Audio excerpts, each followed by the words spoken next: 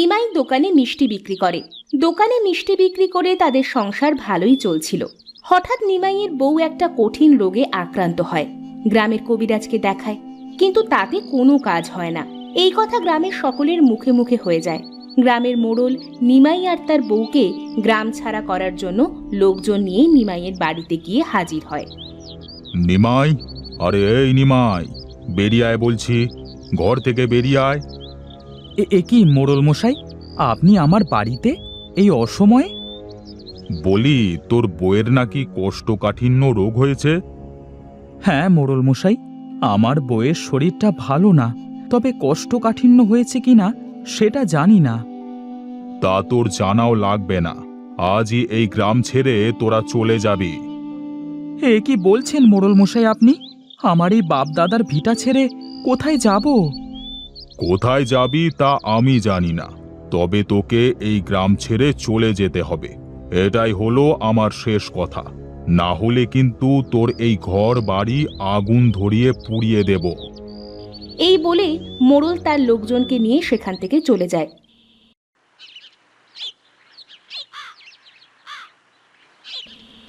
নিমাই ঘরের মধ্যে গিয়ে বউকে বলে, গো চলো, আমাদের এই গ্রাম ছেড়ে চলে যেতে হবে।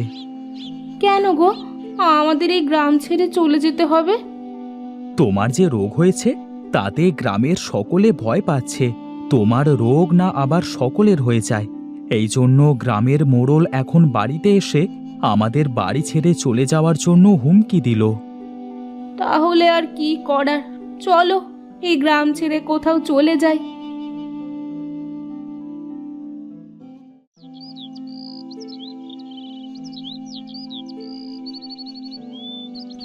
এরপর নিমাই আর শ্যামলী গ্রামের বাড়ি ছেড়ে রাস্তা দিয়ে হাঁটতে শুরু করে।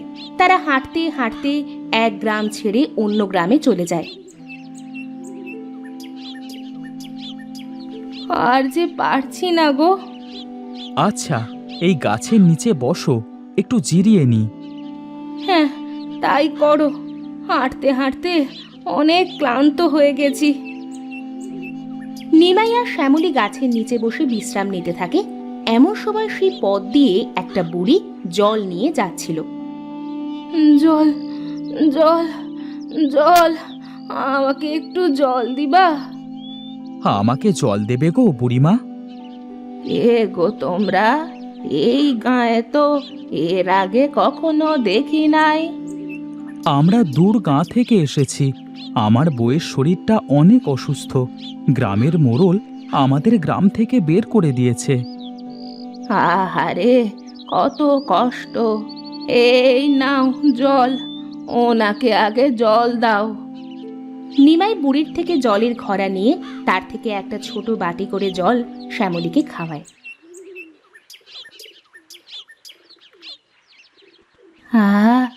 জানে একটু শান্তি পেলাম।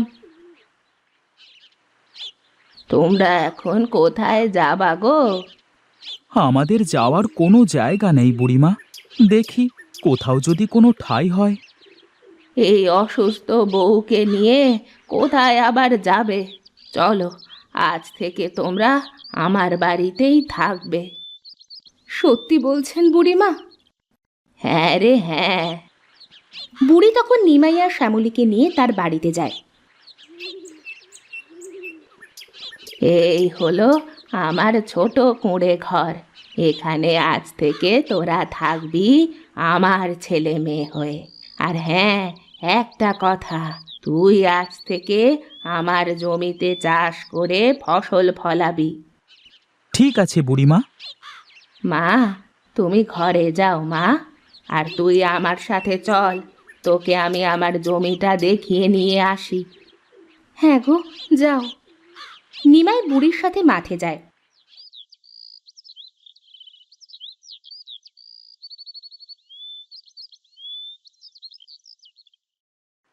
মাঠে গিয়ে বুড়ি বলে, এই যে দেখছিস জমিটা, এই জমিটা হলো আমার। এই জমিতে অনেক ভালো ফসল ফলে, কিন্তু আমি বুড়ি মানুষ, আমি কিভাবে চাষবাস করব বল? তাই জমিটা এইভাবে অপরিষ্কার হয়ে পড়ে আছে। আমি সারা ছোটবেলা থেকে মিষ্টি বিক্রি করলেও একটু আধটু চাষাবাদও করতে পারি। তুমি এই নিয়ে চিন্তা করো না বুড়িমা। ঠিক আছে, চল এখনো বাড়িতে যাই, ওইদিকে তো সন্ধে হয়ে এলো। নিমাই বুড়ির সাথে বুড়ির বাড়িতে চলে যায়।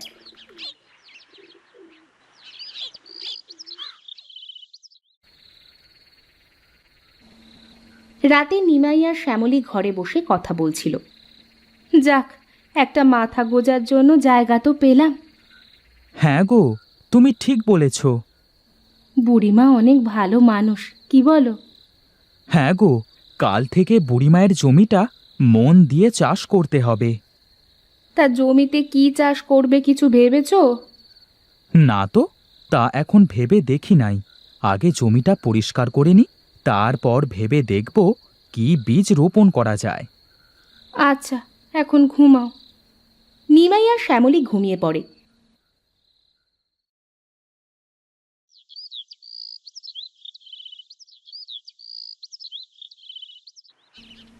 পরের দিন সকালে নিমাই মাঠে যাওয়ার জন্য বের হয়। তখন বুড়ি বলে, নিমাই বাবা, দাঁড়া দাঁড়া, এই নে, এই বীজগুলো জমি পরিষ্কার করার পর রোপণ করিস, অনেক ভালো ফসল হবে দেখবি। কিন্তু বুড়িমা, এটা কেমন বীজ? এর আগে তো কখনো দেখি নাই। দেখবি কোথা থেকে, এ তো নতুন একটা ফসলের বীজ। যা, এখন জমিটা পরিষ্কার করে রোপণ করে দিয়ে আয়, ফসল ফললে দেখবি কিসের বীজ। ঠিক আছে বুড়িমা।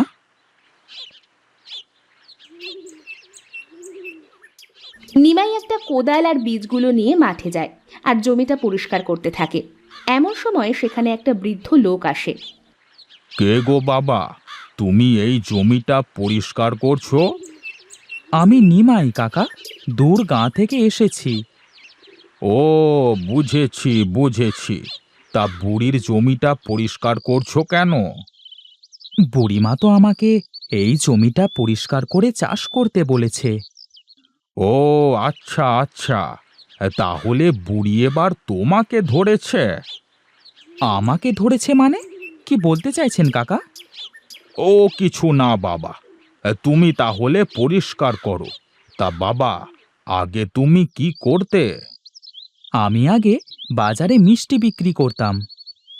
বৃদ্ধ কোনো কথা না বলে সেখান থেকে চলে যায়। ভারী অদ্ভুত লোক তো, আসলো আবার চলেও গেল। যাগা, আমার কাজ আমি করি। নিমাই পুরো জমিটা ভালো করে পরিষ্কার করে, তারপর বুড়ির দেওয়া বীজগুলো জমিতে লাগিয়ে দেয়। যাক, জমিতে বীজগুলো লাগানো হলো, এখন জল দিতে হবে। এমন সময় আকাশের দিকে তাকিয়ে দেখে মেঘ জমেছে আর বিদ্যুৎ চমকাচ্ছে। আহা, মেঘ হয়েছে, আমাকে আর কষ্ট করে জল টেনে দিতে হবে না। এখনই মনে হয় বৃষ্টি শুরু হবে। যাই, আমি বাড়িতে যাই। এই বলে নিমাই কোদাল নিয়ে বাড়িতে চলে আসে আর এসে দেখে শ্যামলী ঘরের বারান্দায় রান্না করছে। ওগো, তুমি রান্না করছো? হ্যাঁ গো, দেখো আমি সুস্থ হয়ে গেছি। কি বলো কি, তুমি সুস্থ হয়ে গেছো? হ্যাঁ গো, বুড়িমা একটা ওষুধ দিল আর সেটা খাওয়ার পর আমি সুস্থ হয়ে গেছি। এমন সময় হঠাৎ বৃষ্টি শুরু হয়। আহা, মাঠে বীজ লাগিয়ে আস্তে আস্তে বৃষ্টি শুরু হয়ে গেল। যাক, অনেক ভালো হলো। নিমাই বাবা, জমিতে সব বীজ রোপণ করেছিস তো? হ্যাঁ বুড়িমা, আমি সব বীজগুলো লাগিয়ে রেখে এসেছি। মা শ্যামলী, তোর বরকে নিয়ে গিয়ে ভাত খেতে দে। বুড়ির কথায় শ্যামলী ভাতের হাঁড়িটা নিয়ে ঘরের মধ্যে যায়।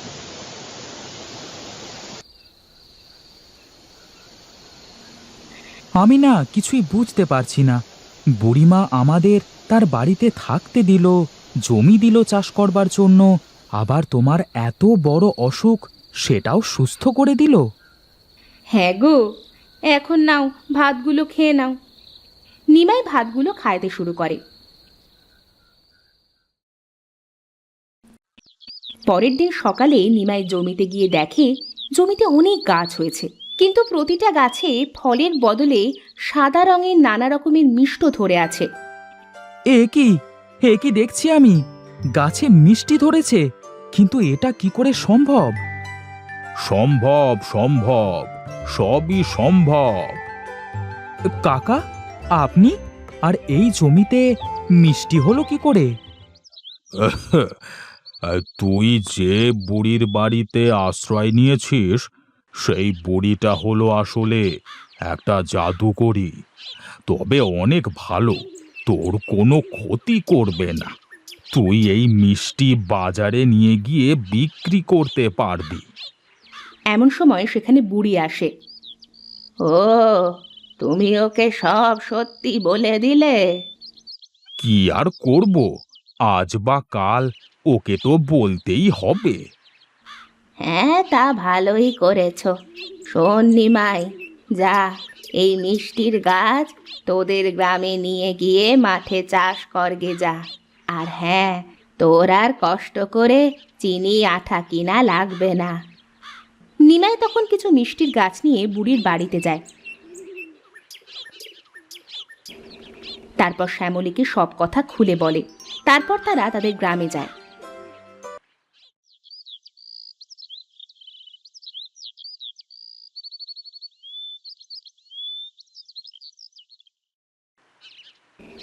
কতদিন পর আমাদের নিজ বাড়ি দেখতে পাইলাম বলো? হ্যাঁ গো হ্যাঁ, নিজের বাড়ির শান্তি আলাদা। আচ্ছা বউ, তুমি ঘরে যাও, আমি মাঠে এই গাছগুলো লাগিয়ে আসি।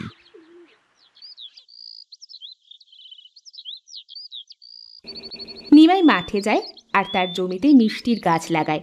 এই দেখে গ্রামের লোক বলে, আরে নিমাই না, ওকে না মোড়ল মশাই গ্রাম থেকে বের করে দিয়েছিল? হ্যাঁ রে, তাই তো। কিন্তু ও কি গাছ লাগাচ্ছে ওর জমিতে? এই চল তো গিয়ে দেখি। গদাই আর চিত্র নিমাইয়ের কাছে যায় আর দেখে গাছে মিষ্টি ধরে আছে। এ কি, এটা মিষ্টির গাছ নাকি নিমাই দাদা? হ্যাঁ, এটা মিষ্টির গাছ। আজ থেকে আমি মাঠে মিষ্টি চাষ করব। হ্যাঁ, তুই কি পাগল হয়ে গেছিস নাকি? এই চিত্র, মোড়ল মশাইকে খবর দে তো। চিত্র মোড়লকে গিয়ে ডেকে আনে। এ কি করছিস তুই নিমাই? আর তোকে তো আমি গ্রামে ঢুকতে নিষেধ করেছিলাম। ভয় নাই মোড়ল মশাই, এই যে মিষ্টির গাছ দেখছেন, এই মিষ্টি যে যে খাবে তার কঠিন রোগ ভালো হয়ে যাবে। সত্যি বলছিস তুই? তাহলে আমাকে একটা দে তো, আমি খেয়ে দেখি আমার ঠান্ডাটা ঠিক হয় নাকি। নিমাই একটা মিষ্টি গাছ থেকে ছিঁড়ে মোড়লকে দেয় আর মোড়ল সেটা খাওয়ার সাথে সাথে মোড়লের ঠান্ডা ভালো হয়ে যায়। আরে, নিমাই তো সত্যি কথা বলছে। এটা তো মিষ্টি নয়, এটা কঠিন রোগের ঔষধ। শোন নিমাই, আজ থেকে তুই এই গ্রামে থাকবি আর এই গ্রামের সকলকে তুই সাহায্য করবি, কেমন?